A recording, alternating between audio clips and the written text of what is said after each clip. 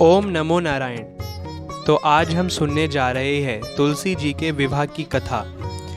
एक बार शिवजी ने अपने तेज को समुद्र में फेंक दिया था। उससे एक महातेजस्वी बालक ने जन्म लिया। यह बालक आगे चलकर जालंधर के नाम से पराक्रमी दैत्य राजा बना। इसकी राजधानी का नाम जालंधर नगरी था। दैत्यराज कालनेमी की कन्या वृंदा का विवाह जालंधर से हुआ। जालंधर महाराक्षस था।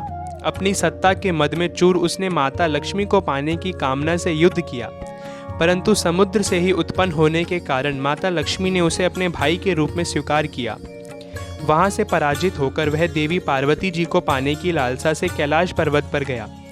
भगवान देवादिदेव शिवजी का ही रूप धरकर माता पार्वती के समीप गया, परंतु मां ने अपने योग बल से उसे तुरंत पहचान लिया तथा वहां से अंतर्ध्यान हो गई।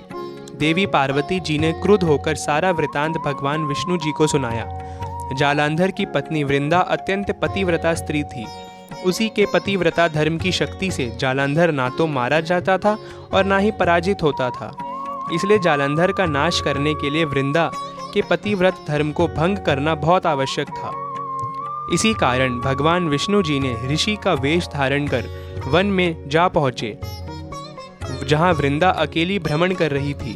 भगवान ने साथ दो मायावी राक्षस भी थे, जिन्हें देखकर वृंदा भयभीत हो गई।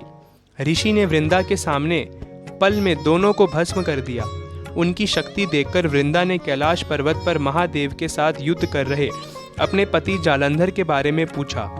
ऋषि ने अपने माया जाल से दो वानर प्रकट किए। एक वानर के हाथ में जालंधर का सिर था तथा दूसरे के हाथ में धर। अपने पति की यह दशा देखकर वृंदा मूर्छित हो कर गिर पड़ी। होश में आने पर उन्होंने ऋषि रूपी भगवान से विनती ही की कि वह उसके पति को जीवित करे। भगवान ने अपनी माया से पुनः जालंधर का सिर धर से जोड़ दिया, परंतु स्वयं भी वह उसी शरीर में प्रवेश कर गए। वृंदा को इस छल का तनिक भी आभास न हुआ।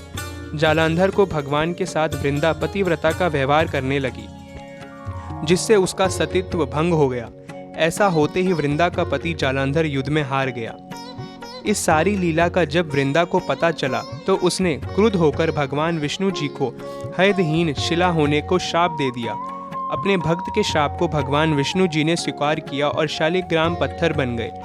सृष्टि के पालनकर्ता के पत्थर बन जाने से ब्रह्मांड में असंतुलन की स्थिति हो गई। यह देखकर सभी देवी देवताओं ने वृंदा से प्रार्थना की कि वह भगवान विष्णु जी को शाप मुक्त कर दे। वृंदा ने भगवान विष्णु जी को शाप मुक्त कर स्वयं आत्मदाह कर दिया। जहाँ वृंदा भस्म हुई वहाँ तुलसी जी का पौधा होगा। भगवान विष्णु जी ने वृंदा से कहा, हे वृंदा, तुम अपने सतीत्व के कारण मुझे लक्ष्मी जी से भी अधिक प्रिय हो गई हो। अब तुम तुलसी जी के रूप में सदा मेरे साथ रहोगी। तब से हर साल कार्तिक महीने के देव उठावनी एकादशी का दिन तुलसी विवाह के रूप में मनाया जाता है। जो मनुष्य भी मेरे शालिग्राम रूप के साथ तुलसी जी का विवाह करेगा, उसे इस लोक और परलोक में विपुल यश प्राप्त होगा। उसी दैत्य जालंधर की यह भूमि जलंधर नाम से विख्यात है।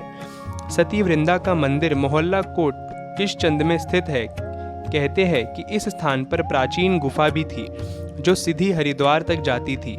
सच्चे मन से 40 दिन तक सती वृंदा देवी के मंदिर में पूजा करने से सभी मनोरथ पूर्ण होते हैं। जिस घर में तुलसी जी होती है, वहाँ यम के दूत भी असमय नहीं जा सकते। मृत्यु के समय जिसके प्राण मंजरी रहित तुलसी जी और गंगा जल मुख में रखकर निकल जाते हैं, वह पापों से मुक्त होकर वैकुंठ धाम को प्राप्त होता है। जो मनुष्य तुलसी जी व आंवले की छाया में अपने पितरों का श्राद्ध करते हैं, उसके पितर मोक्ष को प्राप्त हो जाते हैं। धन्यवाद। इति समाप्त।